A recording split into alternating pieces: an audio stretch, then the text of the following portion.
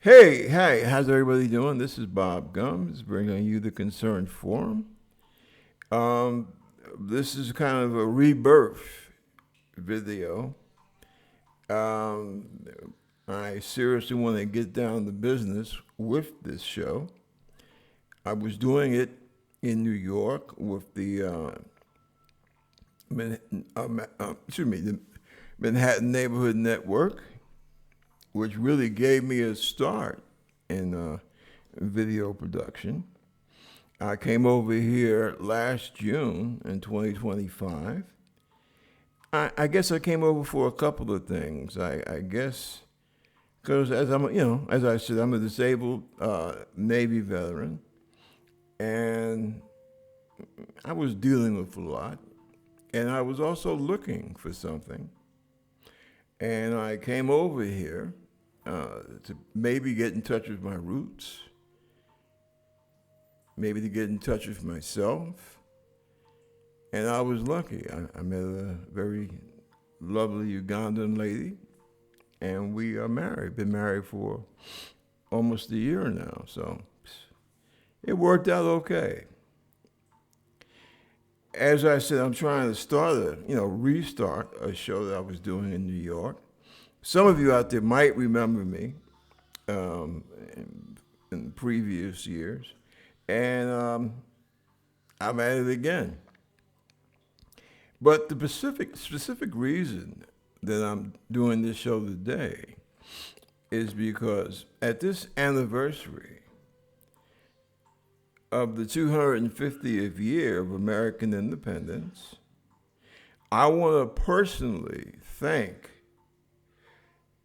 the president of Ghana, the President John Mahama, who has condemned in front of the world, he has condemned my country, the United States, for normalizing the erasure of black history. And I should say, the words that he used was for the normalizing of the erasure of black history. And, it's funny because he made a very interesting comment on top of that. He said that, he warned when he was at the United Nations that modern nations could not build a just future, right? Because, everybody goes to the United Nations and they talk about, human rights, justice, blah, blah, blah, right? Well, President Muhammad says that you can't talk that business about a just future based on a rewritten past. And he pointed specifically to American policies, to United States policies. You might as well call it what it is.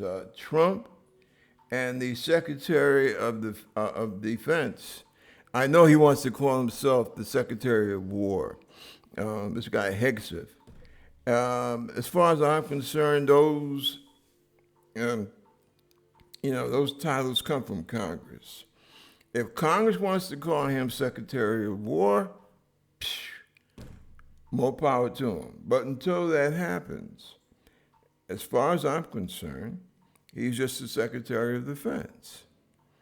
Now, I spent a total of about 26 years in the American military, Army, Navy, Navy Reserve, National Guard, Army Reserve.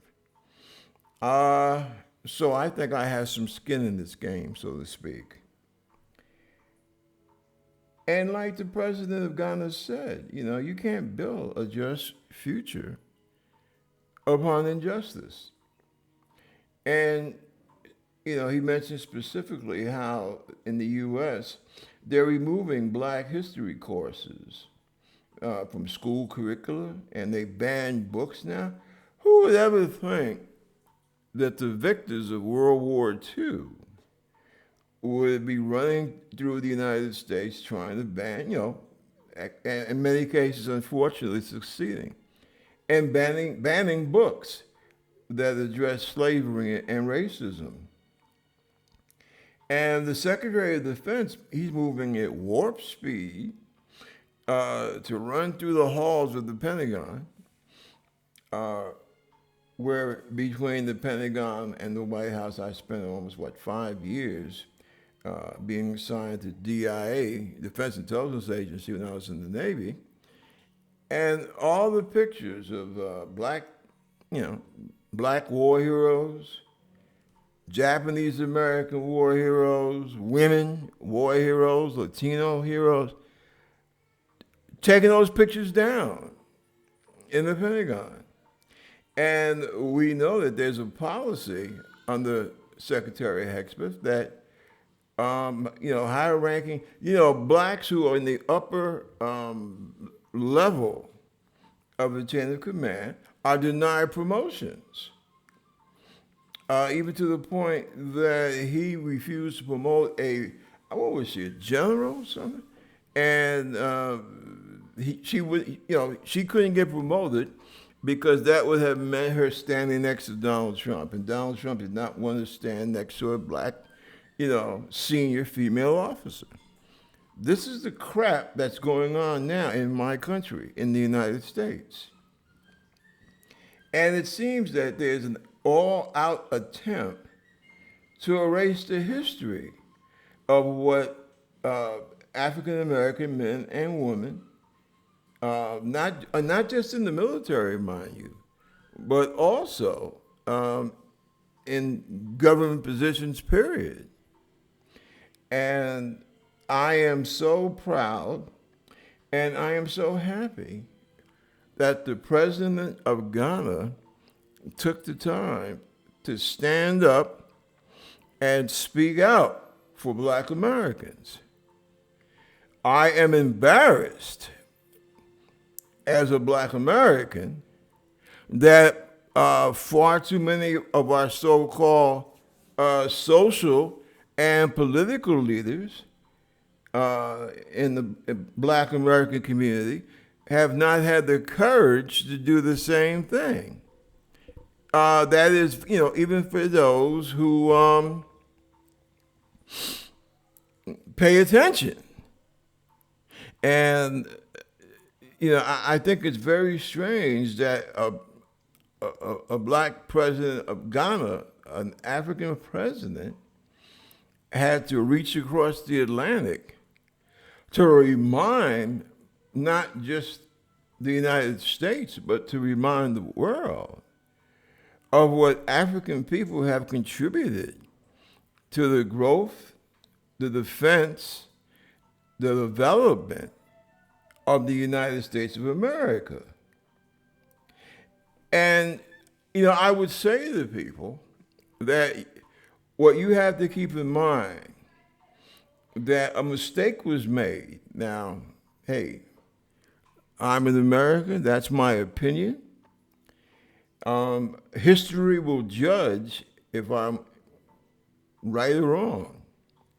But you have an administration now that they're dedicated to this whole white Christian nationalist business, which downplays the contributions of women, that downplays the contribution of immigrants of color, that downplays the havoc, the destruction that was caused by American chattel slavery. They want to downplay all of that. And it's funny, they even hate Roman Catholics, to be quite frank about it. And we have an American Pope now. And as a non-practicing Catholic myself, I find that to be quite amazing. But this is the administration that we presently have in the United States right now. And I understand that I am a dual person. And the president of Ghana, I'm quite sure that he could understand where I'm coming from, because the great civil rights leader, W.E.B. Du Bois, when he felt old age coming upon him, He didn't stay in America. He went to Ghana. In other words, he came back home. And Du Bois spoke eloquently about what black people go through. We're two people. I'm a child of Africa, but I'm also an American. Being an American is something I could never shake off. I have that American brand on my back, okay? I have a father that was from the West Indies and a mother that was, I don't know, according to family law, down in Virginia, been in the United States since the 1680s. So I don't know. What would I call myself? Being able to look at two different continents.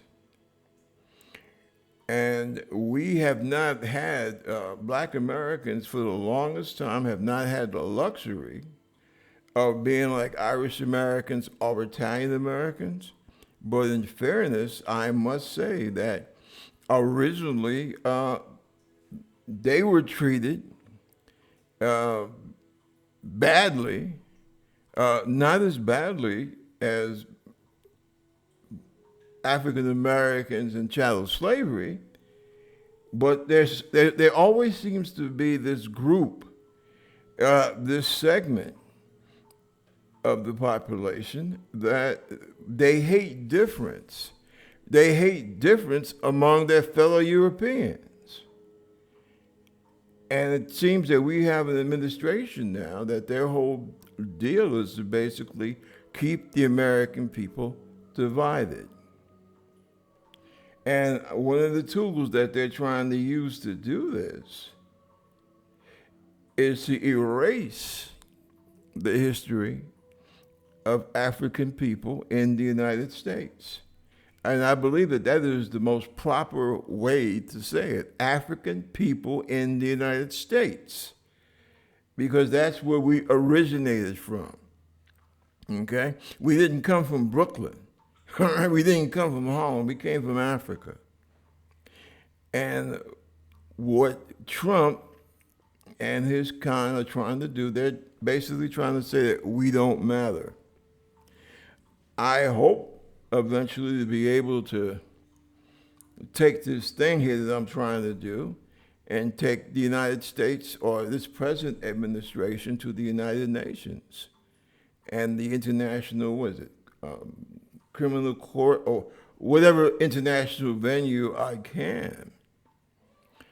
Because what the United States of America is engaging in right now is cultural genocide. And I think people in both political parties, all decent American citizens need to stand up and point that out.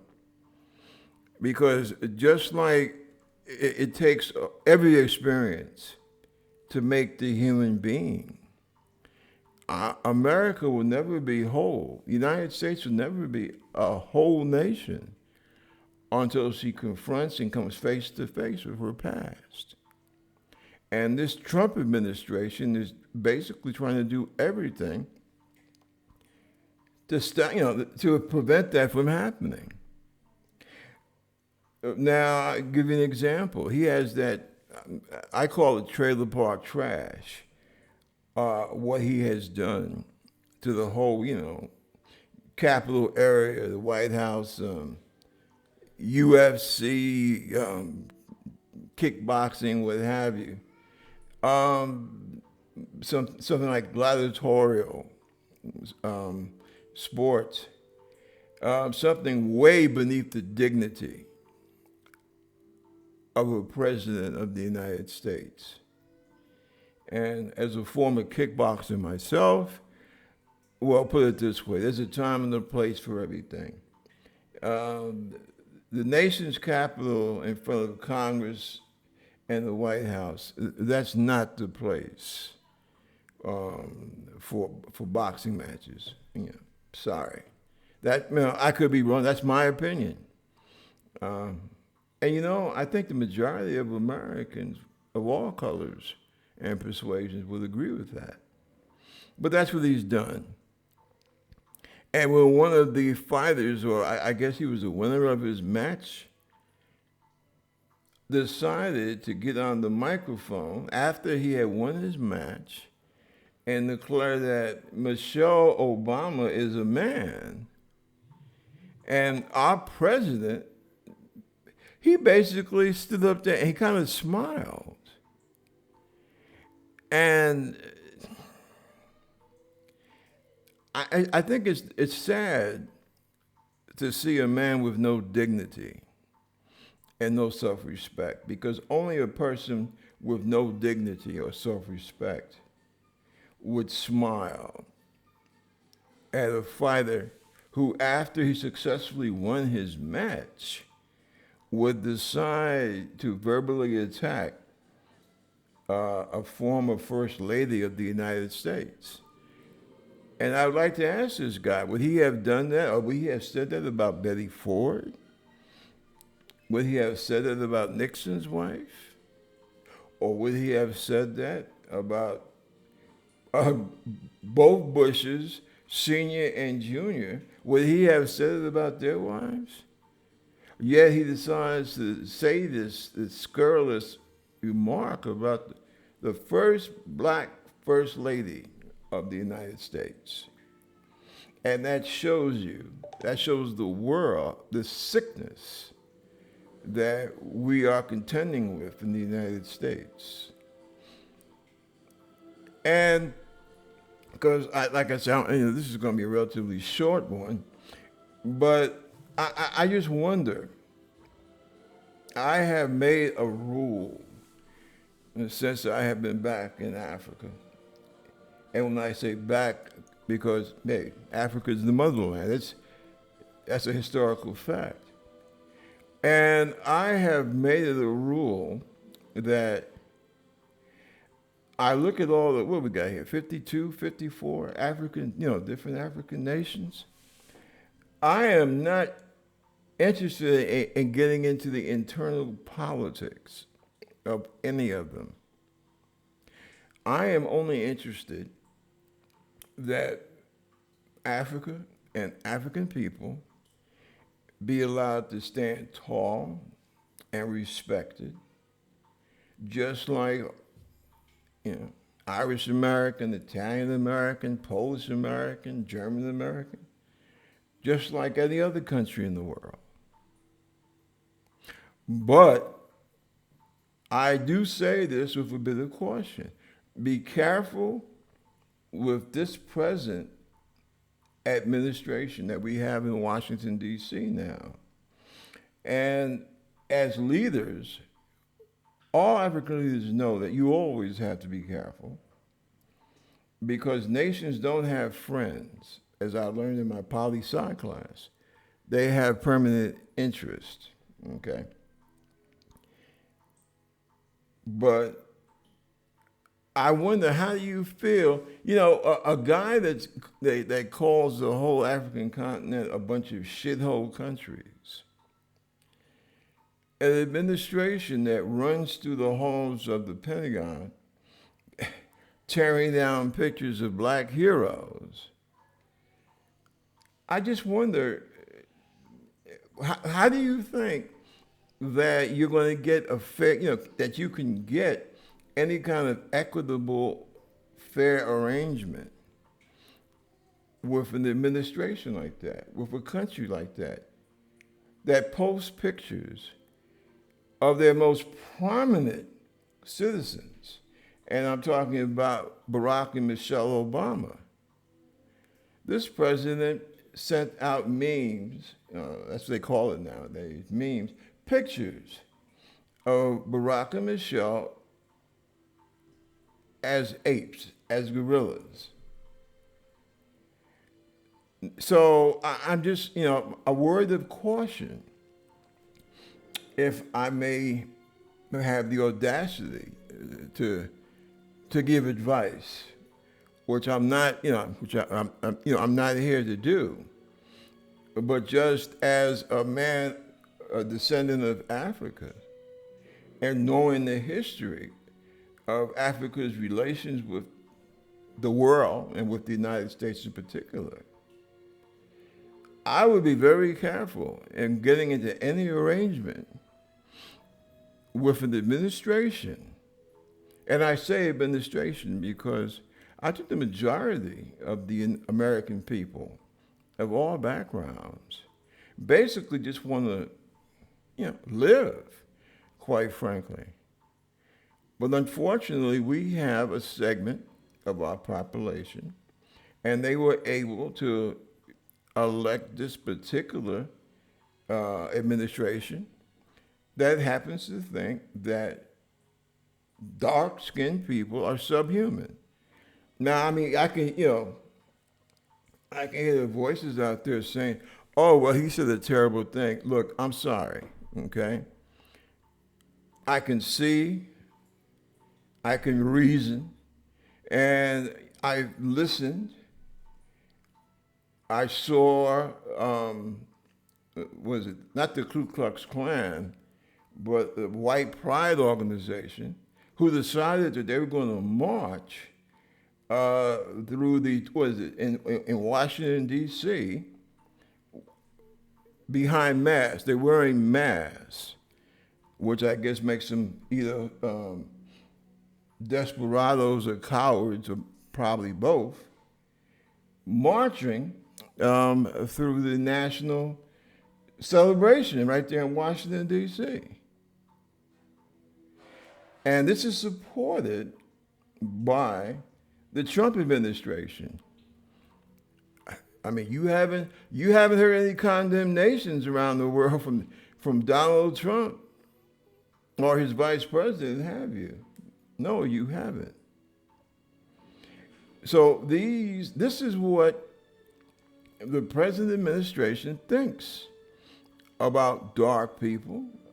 I mean, how many Canadians do you see being beaten and thrown into concentration camps?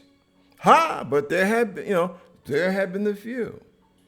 Because hatred is like a poison. It's a contagious disease. And my personal opinion, I think that President Donald Trump is the venereal disease right now of the planet in terms of hatred. But I think that Africa needs to be aware of what you're dealing with.